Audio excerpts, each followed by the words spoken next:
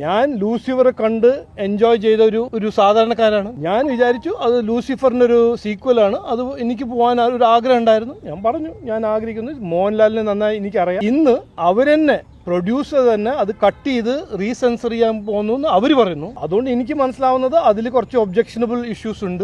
അതുകൊണ്ടല്ല അവർ ചെയ്യുന്നത്, ഞാനല്ലല്ലോ പറഞ്ഞത് ചെയ്യാൻ. ഞങ്ങളൊന്നും പറഞ്ഞില്ലല്ലോ ഒന്നും ചെയ്യണമെന്ന്. അവർ ചെയ്യുന്നു. അതുകൊണ്ട് എനിക്ക് മനസ്സിലാക്കുന്നത് മോഹൻലാലിന്റെ ഫാൻസ് ആണോ, ജനങ്ങൾ കണ്ട ജനങ്ങളാണോ, അവർ പറയുന്നു എന്നോട് ഇതിൽ കുറച്ച് ഒബ്ജക്ഷനബിൾ ഇഷ്യൂസ് ഉണ്ട്. ഞാൻ അന്ന് പറഞ്ഞു, MT രമേശ് ജി പിന്നെയും പറഞ്ഞു, ഞാൻ ഇന്നും പറയുന്നു, സിനിമയെ സിനിമയായിട്ട് കാണണം. സിനിമ ഹിസ്റ്ററിനെ ഡിസ്റ്റോർട്ട് ചെയ്യാൻ നടന്നാൽ ആ സിനിമ പൊളിയും. അതൊരു നാച്ചുറൽ ഇഷ്യൂ ആണ്. അതുകൊണ്ട് ഞാൻ അത് പറഞ്ഞു. അപ്പൊ എന്റെ ഒരു കൺക്ലൂഷൻ, ഇനി എനിക്ക് കാണാൻ ഒരു ആഗ്രഹമില്ല.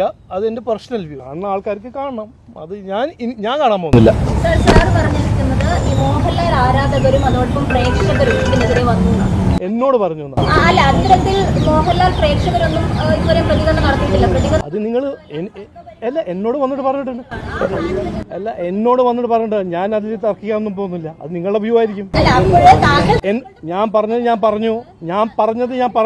താങ്കൾ പറയുന്നത് സത്യത്തെ വളച്ചൊടിക്കുന്നു. ഗുജറാത്ത് കലാപം എങ്ങനെയാണ് സത്യത്തെ വളച്ചൊടിക്കുന്ന ഒരു കാര്യമാകുന്നത്? അവിടെ സ്ത്രീകളെ ആക്രമിക്കും. അത് നിങ്ങൾ അവിടെ പോയിട്ട് നിങ്ങളും നിങ്ങളുടെ ഫ്രണ്ട്സും കൂടെ ഡിബേറ്റ് ചെയ്തോളൂ. ആ വിഷയങ്ങളിൽ താങ്കൾ പറയുന്ന കാര്യമാണ് താങ്കളുടെ സത്യത്തെ വളച്ചൊടിക്കുന്നത്. ഞാൻ പറയാൻ ആഗ്രഹിക്കുന്നത് ഞാൻ പറഞ്ഞു. മതി, കഴിഞ്ഞു. വേറെ എന്തെങ്കിലുണ്ടോ? ഈ വികസിത് ഭാരതം ഉണ്ടാക്കുമ്പോൾ ഒരു വികസിത് കേരളം ഉണ്ടാവണം. ഇന്ന് വരെ ഒരു 70 കൊല്ലം 72 കൊല്ലം കഴിഞ്ഞിട്ട് ഞങ്ങളുടെ റിപ്പോർട്ട് കാർഡ്, നമ്മുടെ നാടിന് റിപ്പോർട്ട് കാർഡ് നോക്കുമ്പോൾ ആശാ വർക്കേഴ്സിന് കൊടുക്കാനുള്ള കാശില്ല, KSRT വർക്കേഴ്സിന് കൊടുക്കാനുള്ള കാശില്ല, ഇൻവെസ്റ്റ്മെൻറ്റ് ചെയ്യാൻ കാശില്ല, കടലാക്രമണത്തിന് തീരദേശത്തിൽ അവിടെ സീ വോൾസ് ഉണ്ടാക്കാൻ ഇൻവെസ്റ്റ്മെൻറ്റിന് കാശില്ല. നമ്മുടെ നാട്ടിൽ തൊഴിലോ അവസരങ്ങൾ ഉണ്ടാക്കുന്നില്ല എന്നൊരു സാഹചര്യത്തിൽ യൂത്ത് കേരളം വിട്ടിട്ട് പുറത്തു പോകുന്നു, നാട് വിട്ട് പുറത്തു പോകുന്നു, രാജ്യം വിട്ട് പുറത്തു പോകുന്നു. അതെല്ലാം നമുക്ക് മാറ്റണ്ടേ?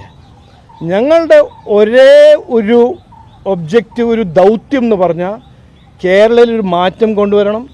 കേരളീയനെ ഒരു വികസിത കേരളമാക്കണം. അതിന് ഞങ്ങൾ അധ്വാനിക്കും. ഞങ്ങളുടെ എജൻഡ പുട്ട് ഫോർവേഡ് ചെയ്യും.